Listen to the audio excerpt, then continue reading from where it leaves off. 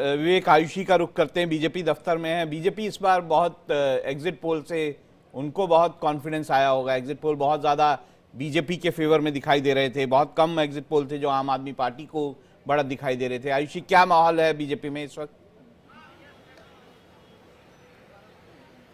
जी बिल्कुल राहुल जी, जिस तरीके से बीजेपी ने इस बार का चुनाव लड़ा है तो बीजेपी कॉन्फिडेंट भी काफी ज्यादा है। सुबह से ही मैं आपको बता दूं, सुबह 6 बजे के करीब ही बीजेपी कार्यालय में, प्रदेश कार्यालय में चहल पहल देखने को मिली। नेताओं के आने का सिलसिला शुरू हो गया और मैं एक छोटी सी तस्वीर दिखाना चाहूंगी कि अभी जो पूरा कार्यालय है वो किस तरीके से नेताओं से, कार्यकर्ताओं से, मीडिया कर्मियों से खचाखच भरा हुआ है। सुबह इस ठंड में चाय बंटनी शुरू हो गई है, मिठाई की तैयारी शुरू हो गई है, क्योंकि बीजेपी इस चुनाव में काफी कॉन्फिडेंट है कि वो सरकार बना रही है।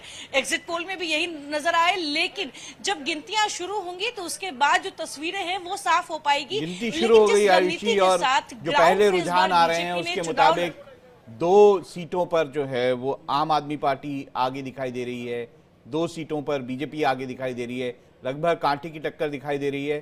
कांग्रेस ऑफिस में भी हमारे संवाददाता हैं, उनसे बात करते हैं।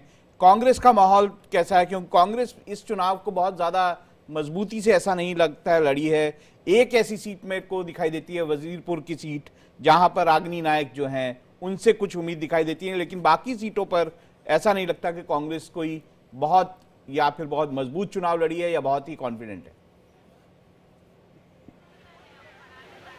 देखिए, मैं आपको बता दूं कि नई दिल्ली सीट इस समय बहुत इंपॉर्टेंट है, क्योंकि अरविंद केजरीवाल के ऑपोजिट में प्रवेश और संदीप दीक्षित जी खड़े हुए हैं और इस समय हम लोग नई दिल्ली सीट पर ही है। और हमारे पीछे आप देख सकते हैं कि काउंटिंग सेंटर है और यहाँ पर गेट नंबर 3 पर है, काफ़ी जमावड़ा है। संदीप दीक्षित अंदर ही है और वो भी बेसब्री से इंतजार कर रहे हैं, क्योंकि काउंटिंग शुरू हो चुकी है कि किस हद तक वो अपना वोट शेयरिंग बढ़ा सकते हैं। आम आदमी पार्टी से ज़्यादा वोट शेयरिंग अपना वापस ले सकते हैं और कांग्रेस एक तरह से बढ़त बना सकती है। हालांकि वो पूरी तरीके से अपनी जीत के प्रति आश्वस्त नहीं दिख रहे हैं, लेकिन उनका ये कहना है कहीं ना कहीं कांग्रेस को इस पूरे दौरान फायदा जरूर होगा। और काउंटिंग सेंटर पे इस समय अभी सिर्फ संदीप दीक्षित ही आए हैं और कांग्रेस ऑफिस में अभी कोई भी नहीं है और हर सारे प्रत्याशी समय अपने अपने सेंटर पर हैं और वहीं से वो अपना पूरा देख रहे हैं कि कहाँ से काउंटिंग शुरू होते ही किस तरह वो उनके वोट शेयरिंग लगातार बढ़ता है।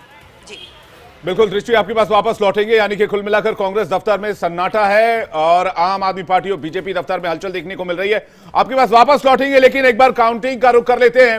6 सीटों का रुझान सामने आ चुका है। विजेंद्र गुप्ता आगे चल रहे हैं, ये खबर आ रही है। 3 सीट पर बीजेपी आगे चल रही है, 3 सीट पर आम आदमी पार्टी आगे चल रही है। जो ताजा रुझान है उसके मुताबिक अभी तक जो है 6 सीटों पर जो रुझान है वो सामने आए हैं। कांटे की टक्कर देखने को मिल रही है। दोनों पार्टियां पैरेलल चल रही है 3-3 सीटों पर। कुछ एक जगह पर 4-4 सीटों पर भी दोनों पार्टियों को आगे बताया जा रहा है, लेकिन हमारे पास जो डेटा है उसके मुताबिक 3-3 सीटों पर अभी दोनों पार्टियां इक्वली आगे चल रही हैं।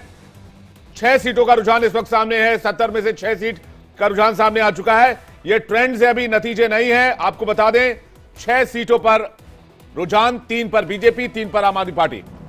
देखिए, ये भी महत्वपूर्ण है। पटपरगंज सीट जो है, जो कि मनीष सिसोदिया की पिछली सीट